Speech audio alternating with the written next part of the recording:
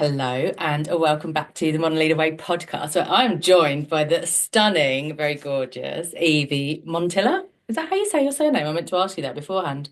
Yes, Montilla. Yeah. Montila. Evie, welcome. Oh, hiya. Thank you for having me.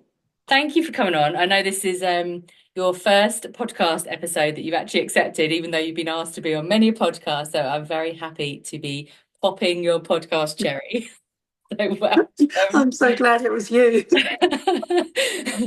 I met you through my beautiful sister, who is a friend of yours. I know you think very highly of each other, and I've watched what work you do in the world. You're a local girl as well to Kent, and I just love your love of the sea and the beach and all things natural. And I've wanted to have you on for a while, and you did a recent post coming out of a bit of hiding, having been through a bit of grief recently with regards to losing your dad. So we can talk about that if that comes up.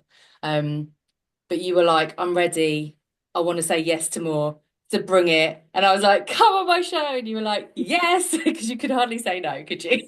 After Yeah, that invite. exactly. So You were the first one that commented, and I was like, okay, and then it kept happening. So, yes, and I'm so glad I have been saying yes ever since I said that, and it feels great. It was the right thing to do, good. and yeah, for sure. And I think when he passed, you just kind of realise we're on a bit of a conveyor belt, right? Obviously, I knew that, and I've worked quite closely with death and help people pass over and help families going through grief and stuff. But um, obviously, to lose your dad is one of the closest people I've lost to me. Yeah. I've lost friends and grandparents, but like it was like, wow, I'm no longer who I was because Mm. it's really hard for me to articulate that, but like who I was as his daughter, I feel like I am now a new person again. Um, but I could go on and on about that, but it's like, who am I now? And what does life look like without him in it? And just times you want his approval, or you want to show him, or you want him to witness the kids, and Mm. all of these kind of things. And thinking about how much do I want to change my life because he won't know that life. Mm. That always plays my mind. If I move here or do there, he will not know me as that person or this that. No. But then I got past that, and I was like, wow, what's the whole point? And everything is just this moment. And like I am always taking risks and making changes, and I kind of want to show the kids to do that and inspire them to do that. And if we just stay in our comfort zones, we're not really living. Oh, so during the grief, like the real intense part of the grief, I was very much staying inside and hiding, just only though because I wanted to really understand it before I could face the world and Mm. how I was going to deal with it and what I needed. Because if I was, just I'm very sensitive to energy. So if I was just out there in the world and putting on a brave face, that's not authentic. It's not real. I can't give anything to the table right now. So I'm just going to be here and also trying to be there for the kids. Mhm. And I wanted to feel everything fully so that they could Yeah. know that it's okay, what they're feeling is normal, and so that I could help them as their feelings arise too, which Yeah. has been difficult. So, and how much of yourself do you show to them and your struggles? Because you want them to also accept that grief is life and that we're okay afterwards, but it's the balance of also letting them know it's okay to not be okay, isn't it? And to Yeah. cry. And so, yeah, it has been, yeah, it's been a wild ride. It's not been easy, but yeah, I feel like I'm coming out, Yeah. and the sun has obviously helped, right? Hasn't it? Like lifts your spirits. So then you're on another Totally. level, and I feel like I can actually connect to him more, spirit, like on that spiritual level, when I am in a happier place. Mm. Because if you think that when we pass over, our energy elevates to a higher place, right? Yeah. We say heaven, heavenly, whatever. Then if we're really low and down and depressed and in that grief state, how can we resonate with somebody who's or an energy that's up here? God, You're yeah. on two different, Yeah. yeah, you're on two different wavelengths, right? Two different levels. So I had to connect back, I guess. The sea helps with that, the sun, and yeah, now I feel much more connected to him actually. The Oh, happier I feel. So it just sounds weird, right? I, Backward. I mean, I haven't lost anyone that close to me either, but I have had loss recently, and it really just bring it all back to you, right? It's like what is this whole life all about? What are we doing with our lives? And I just love that you've just honored that time and given yourself that space, and the kids, because they're young, aren't they? Just to work through it together. It's so beautiful, because I don't think we have, like, there isn't a model of grief that's kind of modeled to us out there. It's kind of like we we grieve in our own little sort of ways, but we don't ever know what would support us most in that Yeah, space. yeah. So I love that perspective of like being on that wavelength, but you've had to get through that kind of almost that sludge to be able to see it clearly. Yeah, and obviously because what I do, I hold space for people. So I haven't wasn't able to work until recently because you have to be strong to hold that space for them, right? To Yeah. show their feelings and to find their darkness. So yeah, that was hard saying no to that. And yeah, just exactly that. No one prepares you for this, but it's the thing that's ever is inevitable for Inevitable. Yeah. everybody, Yeah. right? It's Yeah. it's going to happen to us all, but there's no preparation, and the same with death. To prepare a beautiful death, what makes a death beautiful? The funeral, like, all of these things that we just don't want to talk about. But it's weird. Yeah. I question so much. I'm always questioning everything. Every time I experience something, I'm like, how can we? Why are we doing it like this, and how can we do it differently to make it easier or more comfortable for people? Yeah, Um, I love yeah. that. And actually, before we jumped on, I asked you if you didn't mind me running your human design chart, and I have run it. And Um, already, so much of what you're saying is like glaringly obvious from your human design chart. It's like, huh, that's your two line or whatever. So we will get into some of that if we've got time at the end, because I think it's fascinating just to see someone in action and then go, oh gosh, that's actually exactly who you were kind of like designed to be and how you were like meant to operate, kind of thing. So that's really fascinating. But why don't we kind of jumped in there. Why don't you kind of give us a bit of a background into like what it is you do with your work in the world, because it's so beautiful, and then we can kind of like dive into like where even that came from. okay, yeah, you've got to keep me straight No, and no, narrow. please. I can digress off. Okay, so the work I do is basically like trauma-based healing. Okay, so it's healing, but ultimately no one can heal you other than yourself. So it's showing people and guiding people in the right direction for them. And every single person's journey is different. But the one thing that everybody has to kind of learn how to do is this sequence, I call it my sequence for healing, and that is awareness plus forgiveness equals heal. Okay, every single time. Without self awareness or without the awareness of what's going on in your body, why are you imbalanced? Why are you stressed, depressed? What are these things? There's a reason why they don't just happen.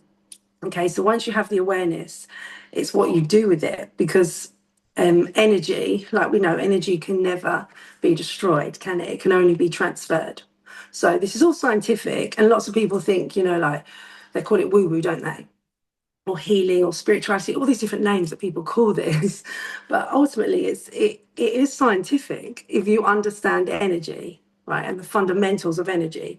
And knowing that energy can never be destroyed, only transferred, means that we are made of energy. Scientifically, we're made of energy. So when we die, we have to transfer.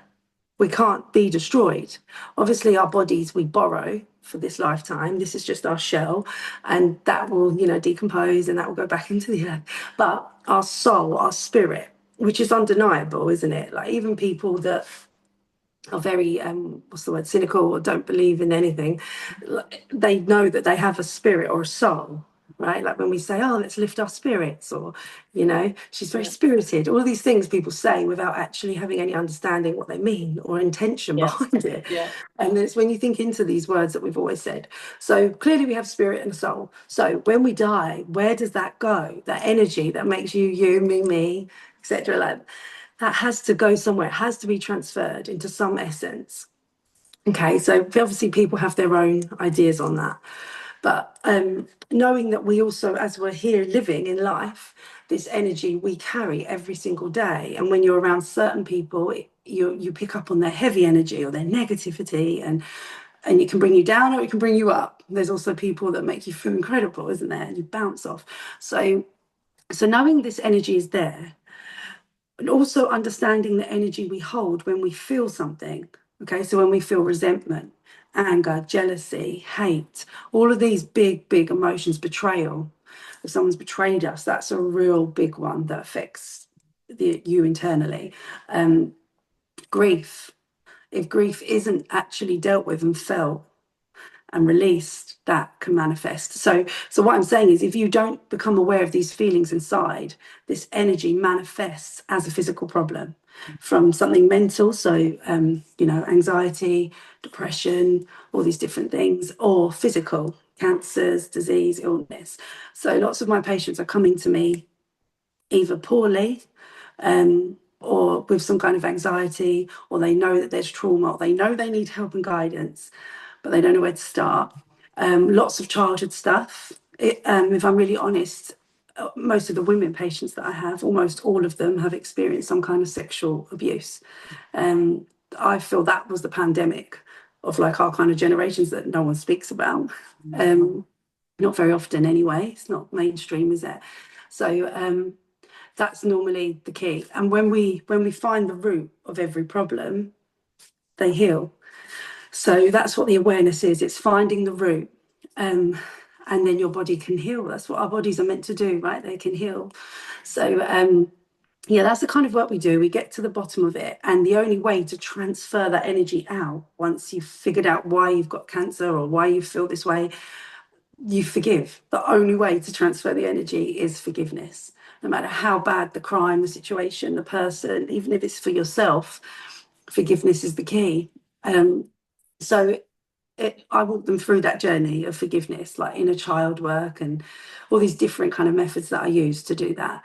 And then, yeah, once they've forgiven, they're kind of on their journey, and I'm there to support them if they need homeopathic remedies or herbs, to help the body. Obviously, movement is incredible. Swimming, I always say, like cleansing in the sea, barefoot, grounding, touching the trees, exchanging energy, good energy. Boundaries is knowing people that are good for you who are not good for you, and putting in those clear boundaries. But yeah, so that's the kind of work in a nutshell. But it's real inner child healing. Obviously, I do like Reiki, hands-on healing, so I can check chakras, but I don't like saying chakras. I say soul points because that's more authentic to me, right? It's like, sounds more like something I would use. So your soul points, again, scientific, we have that energy that runs through our bodies and above us and below us. And it's just making sure that that's balanced. And I can see and feel if there's blockages there as well. So releasing any blockages, yeah, that kind of thing. Sound bowls, all of Oh, those all kind the of, things. all of those Just got to things that come and help hang out you with you for like raise a your year. frequency. Yeah, All the things. yeah, Yeah, that range of frequency, yeah, basically. And the yeah. most important thing is joy. Mm, So once you've done this stuff, you can't then just dwell on it forever. It's important that you cry and you let it go. But then it's about, once you've found forgiveness, you've got no reason to be held back anymore. The blockages in your life should be gone. And then, yeah, it's about saying yes, right? yes. And taking risks and having fun again. I love all of what you said, and there's so many little tangents that we could go off on. But one point that's really kind of came up for me when you were talking about energy transferring. My friend, one of my best friends, her husband's just had a really bad stroke that Okay. left him like very badly brain damaged. And it was interesting. So we were having a conversation where she was talking about their conversation. So he hasn't got that much speech. He can say yes, no, answer, that kind of thing. But they explained to her that actually the parts of his brain that comprehend what he's kind of saying or how he's answering has gone. So actually, it's almost like he is in there, but he can't. His brain isn't functioning enough to allow him to respond. And I sort of said, so what? So what part of him is still Mm, alive? Because it's not a part of the brain. It's his like, and I think it's the soul piece, right? mm, His soul is still very much alive and wants to communicate. It's just the brain can't actually translate that into words. So I think that was really fascinating for me to, and for us as a friend group to have this conversation around, because we get very technical around the brain and like the way we think and the kind of scientific piece Yeah. around that, that actually, well, there's an undeniable piece of his character that is still alive within him, Mhm. and that doesn't reside anywhere in the brain. No, there's so much science about the heart. If you look into that, having its own brain, and like we say, it's the soul, right? Mm. And when I go to my nan, she's in a home now with dementia, um, and like Alzheimer's patients, and they you can see this trait. They all, at a certain time called sundown, they call it, their eyes go and their soul is not there. Okay, and as we know, it affects part of the brain. However, I've witnessed these friendships, these heartfelt moments between them all. Mm. It's the soul, 100%. And they're connected It's in their that way. soul connecting, feeling safe. And but your eyes are the gateway to your soul, aren't they? So it's like at that time when they all start crying and they feel so sad, it's like their soul's checked out. Where their soul's gone somewhere else. Is it preparing for their next place? Or this, and this is my new thing I'm looking into to understand it from a soul and energetic point of view. Mm. And the way they cry so much, and it's like my nan never cried. She never spoke about her trauma. She suppressed everything. None of us were ever allowed to be ill or anything like that. So, is it now their way to release all of that stuff that was held inside their body? It's Because gone they to their haven't got brain. something holding them back. Yeah, They're they've just got ready nothing. to let it go. They're ready Exactly. to There's no surrender, I filter. suppose. Yeah. Yeah, no filter, no brain speaking, saying, we're always thinking and doing, aren't we? Heads and hands. There's no brain stopping that barrier where she used to be like, nope, I'm okay, you're fine, absolutely fine. So it's just pouring out, but it's manifested in the brain, hasn't it? All of this suppressed trauma that's been held in there. So yeah, exactly like your friend and her husband with the stroke.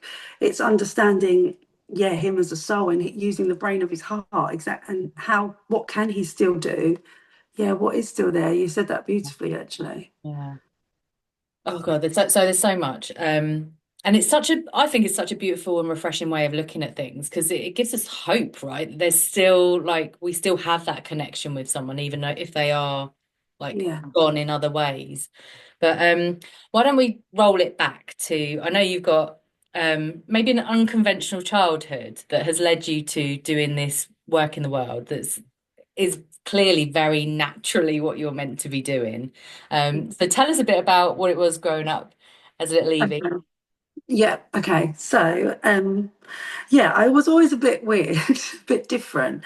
And my mum would tell us stories of like, I would find lost children all the time, or a child would be drowning and I'd save this child. And I was just always kind of in weird places at weird times. And then my sister was like, things happen to you that don't happen to normal people, as this carried on into like adulthood. It's like even in a nightclub, someone would pass out on me, or someone would get run over next to me, an old lady would pass. It was just constantly happening. And my friend was always like, "Oh, you're an earth angel." I was like, "What's that?" But it was like I kind of just knew what to do in these situations, and I wanted to help. It Mm, wasn't like a bad thing to me. I actually wanted to. It fulfilled me. So yeah. I've always have known that I want to do something to help. But um, the spirit thing, I know spirituality is very different. And I was having this chat with someone the other day to spirits. People think if you're spiritual, you go around talking to ghosts all the time and stuff like that. Like, I don't. However, I have had lots of encounters with energy as a child. My dad's mum, or mad stuff. Like when my friend died at 16, he would come and visit with this smoke and burning. I mean, there's so many ghost stories I could tell you about, which has probably helped me understand energy as well. Um, my dad's a roof. He was a roofer, right? Had an asphalt company, a party animal. Like he wasn't like a tarot reader. Do you know what I mean? And he witnessed so much as well. So it was nice to have him to know that it was okay and it was normal. And it's people that are very open and naturally attuned. I get in tune, I guess. Yeah. Um, so yeah. Anyway, that weird stuff happened. And then when I was 13, I got a pack of tarot cards, didn't even know what it was, started doing it around the Christmas table. Um, and yeah, as it carried on into adulthood, I just knew I was different. I always had an affinity for crystals. I just needed crystals, was very connected to it. My mum always said, "You're very psychic." I would always do psychic things, always had like intuition on stuff. And then yeah, doctors. I refused to go to the doctor anymore. So I think I must have been about 8, 7 or 8, Ah, probably about my son's age. And yeah, she was pulling her hair out in the end. She was like, "Oh, what shall I do?" And then found a herbalist. So found a Chinese doctor, herbalist. We went down that route, homeopath, and I was like, I'm game. I'm up for this, and it just felt right. So yeah, we started all alternative living really from there, and then my mum became a homeopath. Wow. So then, yeah, we've been brought up on that, and then we've brought my kids up homeopathically, and yeah, very alternative, kind of questioning everything. I guess we've always questioned the narrative, Yeah. be the nicest way of putting it. Yeah, water, we've not drunk tap water for a Mm. very long time. And it's actually been really refreshing that after COVID time, pandemic time, there's been a real awakening for lots of people becoming Yeah. awakened, enlightened, conscious, whatever word you want to use. They all sound quite patronizing, don't they? But people just kind of questioning things, Yeah. which makes me feel like less of a freak, actually. I was even called a freak of nature. I'd do such crazy stuff. I never really followed what people wore, would like go to school with like orange hair, leopard print, like just mad stuff, some of the things. With plastic bits in my hair that I'd had soldered into my head, like in Camden. Like, I'd pierced my nose when I was like 11 or 12 or something ridiculous. Yeah, just mad stuff. But I obviously just wanted to be free. I Mm. remember that feeling, just what is school all about? I just need to be liberated and free and go and learn this stuff for myself. Yeah. Um, so yeah, I guess we were lucky that my mum and dad were quite up for alternative living, and nothing was kind of pushed on us to conform. Yeah. Yeah, I guess that's how we got there. Then I went to Costa Rica when I was 19. Wow. I went there on my own just for like 4 or 5 months to volunteer in Like orphanages you and stuff do. like that. Yeah, I wanted to learn Spanish and I wanted to work in orphanages, and I knew that was all I wanted to do when I left school. So yeah, went and did that by myself and learned so much there, so much that when I came home, that was just kind of, I feel like I never changed from there. I learned so much about myself, who I was, what I'm capable of. I really was tested to my limits there. So yeah, but I was already a dancer. So my whole upbringing was I was a dancer, and then me and my sister had a dance entertainment company and dance academies. So it was amazing until I had the kids, and then that's when everything kind of changed. So all of this holistic stuff was on the side. Mm. Okay. Yeah, and then stepped into my power after having the children, really, because I think you have to make such big decisions and choices for somebody else. Um, and yeah, I could just gallivant off dancing, do around the world, dance, what when I had 2 children. So I had to change what I did, and I started doing treatments on lots of family and friends and people that needed it, and it just went from there. It just spread word of mouth because I wasn't even on Instagram then. I hated social media, hated technology, Yeah. and then you have to like start to appreciate it, don't you? Be grateful for it. I changed my mindset completely. Um, and yeah, came over to Instagram. And then yeah, but the circles thing, that all started because through the dance school we decided to aim at teenagers, and we Okay. started doing a beat it project, we called it. So we'd go into secondary school, me and my best friend, and we would yeah, do this like workout in the dark, disco lights, so they'd like lose all their inhibitions and feel amazing, release endorphins, and then we'd sit in a circle as part of the like lesson, and then we'd teach and talk about drugs, sex, bullying, social media, Wow. nutrition, nudes. It was when they all started sending photographs and they didn't understand about online, like all of this stuff. Yeah, it was incredible. Like no one was doing anything Wow. like that. Yeah. And we were younger then, so we were like, it wasn't quite a teacher. It was like, Kind of cool. They wanted to oh, listen yeah, well, we were cooler than we are now for sure. to. We were once cool. But yeah, it was just different. And they really opened up and spoke about things that were just unbelievable, that they'd been That's just for carrying. girls. We aimed it just at girls, but a lot of the problems were the Yeah. boys. And we used to say, God, we need some boys to be doing this for boys. Yeah. Oh, it felt so incredible. And some of these girls were on report and, had never focused on anything at school. And these mums were crying. They were like, wow, we did shows with them. And then they got off report. One of them became deputy head girl. And it was amazing. I loved doing that. But then I got pregnant. And I did it right up until I had Marlo.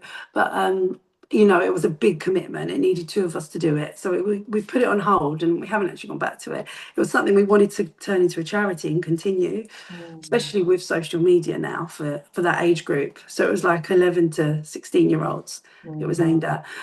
But what we didn't realize we were doing women's circles, but for little women, for young women. So that's how the circles thing kind of began. And then I aimed it at women, and nice. women anywhere of any age. Yeah. So yeah, it was just a natural progression from the treatments to holding the circles to then holding retreats. Mm. And yeah, Wow, that's so cool. And I love it. It really feels like you have wanted to be this like full expression of yourself, and you've just been allowed to be whatever that is. And I think that's the thing that shapes and molds so many of us, I think, in those earlier years, right? Is we are maybe too much for our parents, or they're like, what the hell? No, like come back in your box. Like this is your home, that you sort of stay here, and they keep us tight through worry and concern and wanting to be protective. It's certainly what happened to me and my sister in with our parents. And you can see now in hindsight how that kind of like actually kind of whacked some of your actual natural nature out of you. And it's kind of like taken going through some of these healings now, and the awareness and the forgiveness and all that process, to go, actually, this is me, and that part in the middle was just part of the journey, and like here I am, like who is the most expressed version of me. But I just love the fact that you've just had this freedom to explore and express like fully who Evie is, and we get to see that now, and through the beautiful movement that you do and you bring to the art, it's just like you are mesmerizing to watch online. So we're definitely going to make sure everyone goes and gives you a follow. um and I'll thank make sure the notes in the show notes. We'll put a link to you. Um, but I kind of want to go back to Costa Rica and the orphanages. Like you went on your own. Like what you. Yeah, and it was to pretty Costa rough back Rica? then. Yeah, it was pretty rough back then. Honestly, when I was telling my husband stories of it, he was like, "What?" And I was hitchhiking, lifts. Um, Yeah, and I felt incredible. I wasn't one bit scared. I got the mumps out there. I got a blood clot in my leg. Yeah, I got so attached to this little boy in the orphanage that I wanted to adopt. And then he got taken, like you worked there in the week, and then the weekends you had to go somewhere. You were just not out on your own. And then you came back on the Monday. And then after like 4 weeks or whatever of me being with this particular orphanage, he got taken somewhere. And to this day, I never found him. It broke my heart. Yeah, I never found him. I don't, because there's like, I don't know, some of it's corrupt, right? I don't, who know? It was just no one could explain. I didn't understand, and I was only 19, right? And it broke my heart because this little boy came to me straight from where he'd been rescued from, and with burns all over his legs, and it was horrific. And yeah, never wanted to leave him. And then it was just like heartbreaking at quite a young age. Yeah, lots of stuff happened. And then, yeah, got a blood clot, had to have surgery out there because I got smashed in the leg. I was playing football with all these blokes.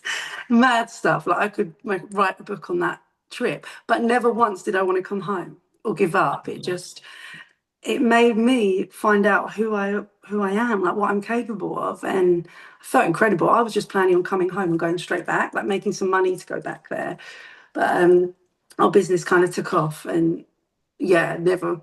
I did go back with Danny, and I want to take the kids, but yeah, it's different now, isn't it? Yeah. Yeah. Different. It Yeah. feels like there's this real affinity that you do have with kids and the youth, and like maybe giving them that best chance at being their whole selves, and not necessarily having to go through this whole trauma healing thing later on in life, right? Would that be true? Yeah, I hope so. I hope so. Yeah. And when I think about it, we had this my dance academies, I was like, there's no uniform here. Like the uniform was to express yourself, like turn up and be mad. And the parties me and my sister created, one was orange, one was pink. And then we had like more chicks, and then we had Rocking Roosters blokes, like all dancers that joined the gang. If you like, we made an album, a DVD. It was mental. And Oh, we were doing brilliant. parties. We were doing like Kate Moss's kids' parties and Noel Gallagher and all these crazy, people of our time, all their kids. It just exploded. But there was no social media then or TikTok. We were like, Yeah. if we had TikTok back then, we would have been like the Spice Girls. Um, So yeah, it's annoying, but it was the best days of our life. And like these kids that express themselves, like they still message and their parents say like they were the happiest times. And so many of them have gone on to do incredible things now. Amazing. Um, yeah, one of them is one Britain's Got Talent, Sydney Christmas. She was What? one of ours. Yeah, did you watch it? You might have Oh, seen her sing. She's amazing. Like, look how out the box she's out the box. So brilliant.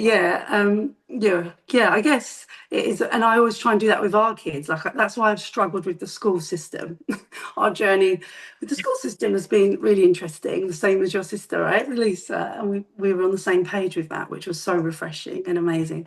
But yeah, we never want their spirits crushed or changed. So yeah, that's been hard. But there are lots of alternative schools appearing, aren't there now? And that's And I think amazing. there's more, like one of my very good friends is in the business of energetic education. So I think you'd get on really well with her.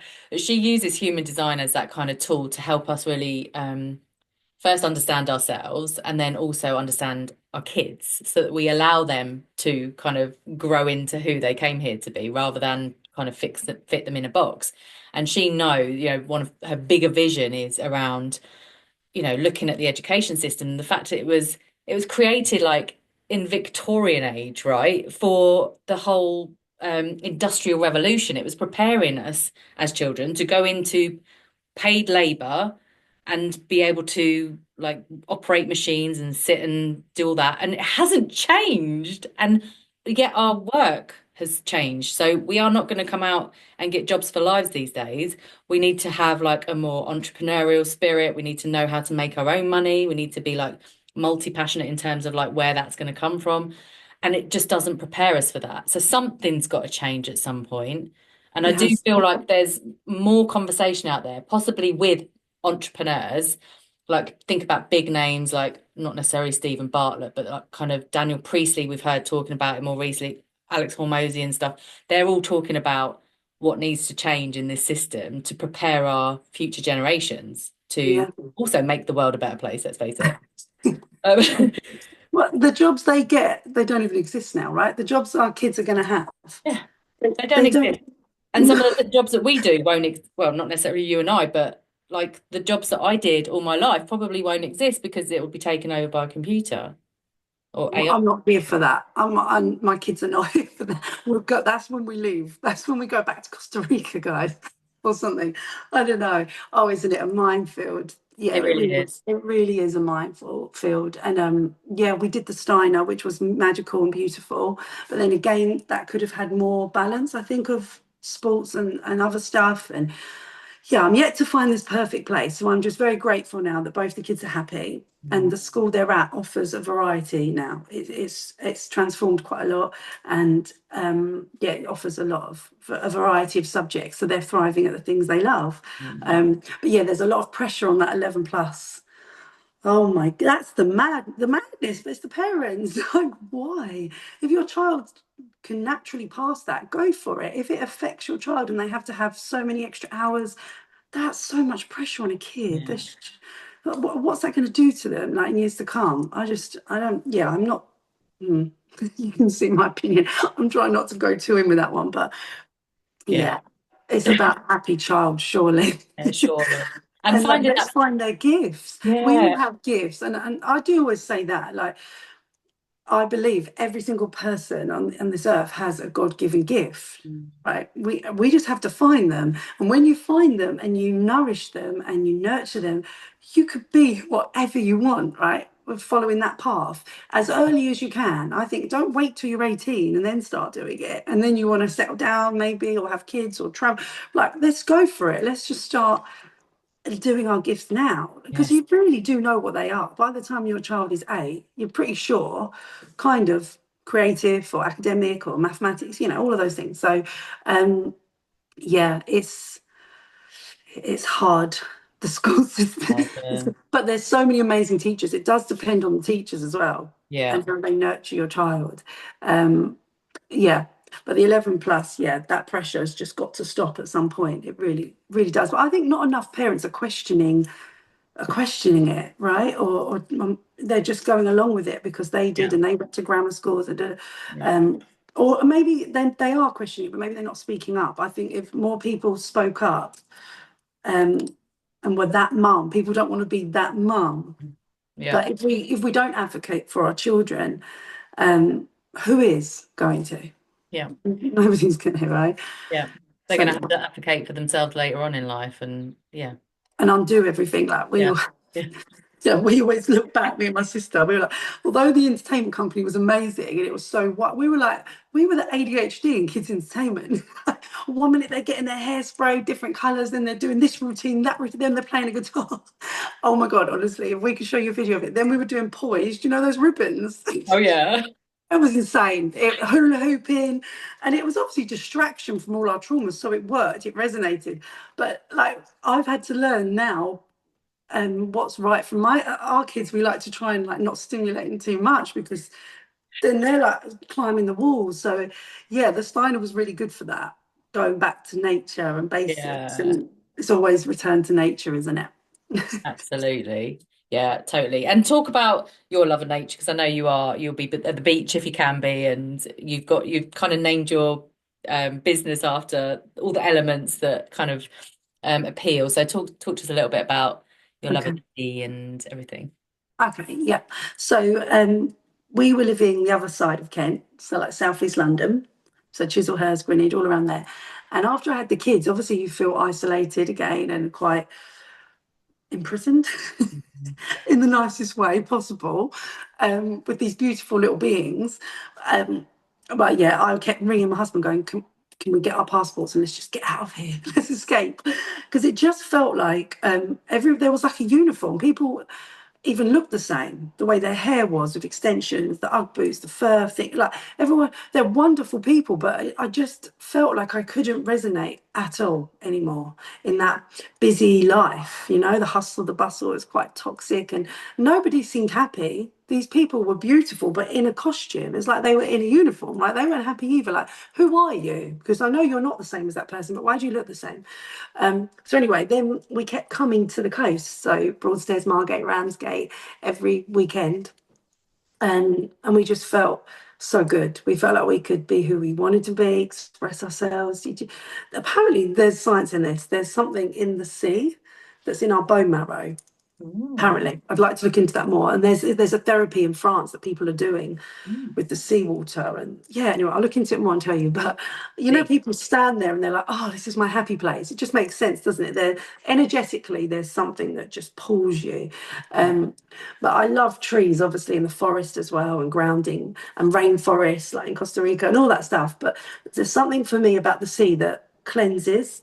And I think the kind of work that I do, and I'm very sensitive, a very sensitive soul. I need to be cleansed a lot to know if it's my energy, your energy, his energy, what am I feeling. So being by the sea, I find it really cleansing. Mm.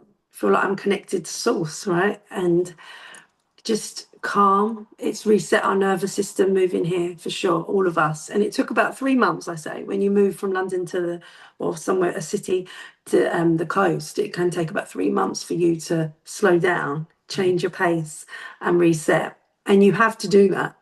Otherwise, you always think about going back. You have to. Do you know what I mean? Because your body's used to that way of living. Yeah. And now when I go back, I love seeing my friends and family, and it's not far, is it? I'm always going back for important things. But when I come back, I'm like, I feel the difference energetically. So Yeah. I have to cleanse a little bit. And just the kids, like on the beach, how good it is for their nervous system because we're all a bit like hyper. And yeah, just seeing them so calm, they could just dig a hole for 7 or 8 hours and be really happy. Yeah. Swimming, they all love swimming. Everyone down here is a swimmer. Lifeguard surfing, that's on their cards. But yeah, I think when we came down, we saw teenagers playing volleyball all the time and having barbecues together on the beach. And I was like, God, when I was their age, what were we doing? And when I think about it, all meeting up on different streets, getting different, I don't even want to think. But like they had a purpose here on the beach, and oh, it just looked great. So it was for a change for the children's childhood. Really, was like that was the main thing. But it's done us all the world of good. Yeah. Yeah, it's like medicine, isn't it? Oh, it really is. And I started sea swimming I don't know, a few years ago. And for me, it's when I feel most alive, Yeah. just in the sea. And I think just even when it's like rough, I talk about this, like I've got this one like real vivid, visceral memory of like walking into the sea when it's quite rough and the waves were crashing down. There's no one else. Yeah, I was like, it's like power meets power. And I just felt so like supported still and like safe, but just like it was just aliveness is what I Yes. felt. And I think who doesn't want to feel bloody alive in this day and age? Yeah, exactly that. When you feel a bit numb, Yeah. chuck yourself in freezing Head cold first. ocean. You come out better, better person. Oh, Yeah. absolutely. For sure. Right, I'm talking about all this like natural nature and also kids being, allowed to be who they are. Let's just have a little look at your human design because I know you said you'd had a reading a few years back. Don't really remember much, and that's understandable because it is quite complex when you first look at it. But I have been bringing this to the podcast, so let me share your chart. Okay. Um, I am intrigued. I love it all. oh, It makes sense, doesn't it? yeah, it certainly totally does. Right, where have I gone? Hopefully you can just see this chart. Yeah. Yeah. Yeah. Got it. Sweet. I've lost you. Let me bring you over there. Right. So this looks quite complicated, but basically what this is telling me is about your energy type, right? So you're a generator. And actually 70% of the population are generator types. So you have like this big, warm, open, enveloping energy. So you like a big warm hug. Totally get that from you. Absolutely wouldn't expect you to be anything other than that. Um, and generators are here to like to kind of build. So they're not our worker bees, but they're like our builders. So they see something and they take ideas and they run with it and they build it out. So we need people to build the new, right? In the on the planet. And so you're one of those. And what that means is you've got like this defined sacral, which means that's life force energy, right? That's where you get your creativity from, but that's also where you get a constant um access to life force energy. So I don't have the defined sacral, and I often feel like I need long periods of rest. And I love being in the energy of the likes of yourselves, where I can kind of borrow some of that sacral energy. So that really resonates. So when you love what you do, you just generate energy around it. That's effectively what it is. And at the same token, if you don't enjoy something, you will degenerate. You'll feel that degenerative energy around it. So it's just a real clue for you as to if it lights you up, then you're going to feel that more energy around it. If it doesn't, then you're not. Um, and for you've got this profile. So same as me, you've got the 2-4 profile, which is the hermit opportunist. That describing words are often like really bad, but this one here, and this when you were talking at the beginning, where you were like, I had to go into my little hole and I had to like grieve, and this is the hermit, right? So this is the 2 line, knowing when you need to protect your energy, knowing when you need your space. But also the 4 line is the opportunist. This is like the networker. So when you were ready, you were coming out and announcing to your network on Instagram that I'm ready to come out of my hole. Like who wants to invite me to do something because I'm here for it. And it's like that 2-4. So it's like that push and pull. But also what's beautiful about the 2 line, which I think you demonstrate um beautifully, is it's the natural, like very natural and passionate, and like it is like you almost might not see what's most natural to you because it is so natural to you, but everyone else can see it because it's you just beam what you're passionate about. And I think that just has come through in this conversation for sure. um you've got a lot of color in like these centers here, like your soul points, not quite the chakras because there's a few extra ones. So you've got like the head, you've got the ajna, that's not a chakra as such, but all these coloured ones are defined. So that just means you've got like consistent access to the gifts in those centres. And the one that you've got that's open is completely open is your head. So this is just like where ideas come through, or like when people ask questions, when you're open up there, it's like you kind of just got to ask, is that my question to answer? Is that my idea? Maybe like there might just be a bit of openness around receiving things like that. But otherwise, you've got so much definition in there. There's a lot of strength in terms of what you have access to in terms of your gifts and stuff. But what I loved as well, when we look at your gene keys, which is all these numbers in here relate to your gene keys profile as well. So if human design is kind of like your energetic blueprint, this is like how you best operate in the world. The gene keys is like who you came here to be. And I just love some of the words that are in here. This is what the gene keys looks like. Let me open it up a little bit. But if we look at your life's work, what you're here to do, it's rebirth. It's like, Oh, how often did you talk about like you've come out of your recent grieving period and you're a new person? It's like you've gone through that rebirth, and that's actually your life's work. I And love that. I use that word all the time. yeah, that it's you. It's Love it. quintessentially you. And you've got this kind of revolutionary kind of energy around you. It's like part of who you came here to be. It's your sun is 49, which is all about revolution and rebirth. And I think that's absolutely what you're creating with your work, not just for you, but for other people. You're helping other people kind of go through that rebirth themselves. And then look at this. Can you see that? It says forgiveness. Yeah. So Does everyone say that? No? Is there like, no, no, oh, there's okay. how many are there? 64 different Oh, okay. numbers. So yours, so this is your evolution, and your evolution is what you're here to learn. So you're here to go for, like there's you work through like the shadow into the siddhi, which is forgiveness, the highest kind of level. But it starts with intolerance, right? So it's kind of like that's the path. What you're here to learn is to move from intolerance to forgiveness. And I think you've done that pretty damn quickly. Um, and then there's just a few other things in here, just like light and wisdom and rapture, like immortality. It's like what I see in you, this is your spiritual key. So this is spiritual intelligence is about immortality. So it's almost like what you were describing around our soul doesn't die, right? Energy does has to transfer. We are immortal in that sense.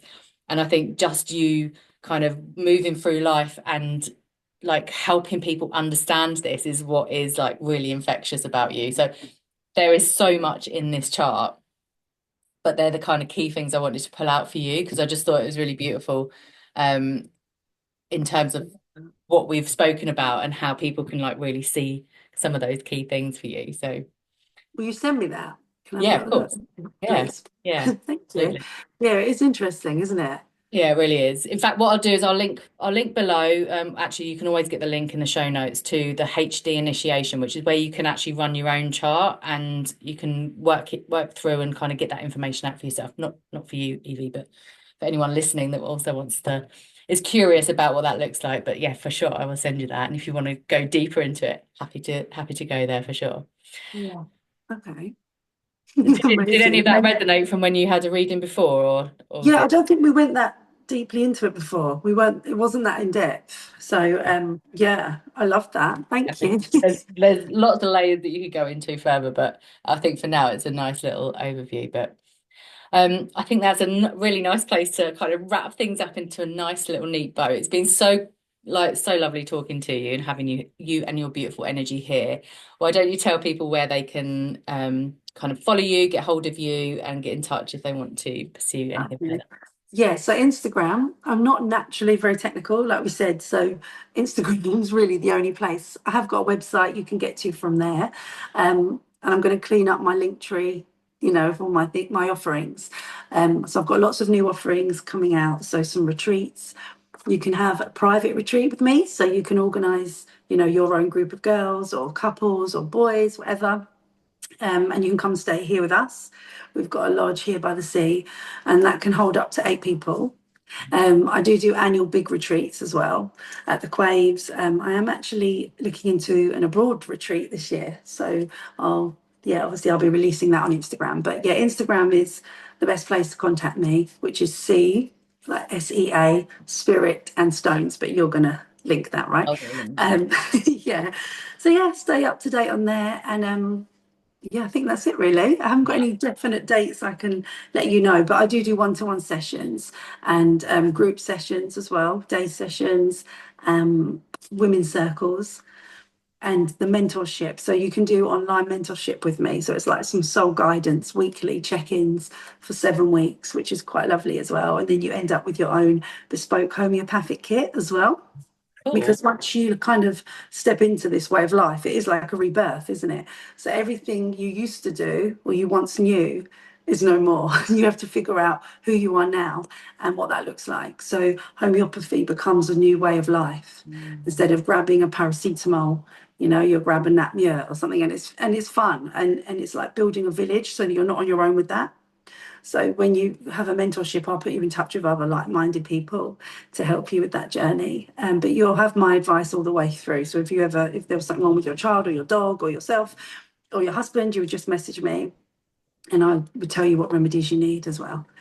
So Amazing. yeah, that's Ah, it. that's awesome. Thank you so much for being here. And thanks, guys, for listening and tuning in for another week. And we'll see you next time. Thank you for having me and I'll see you soon. Lots of love. Thanks. Bye.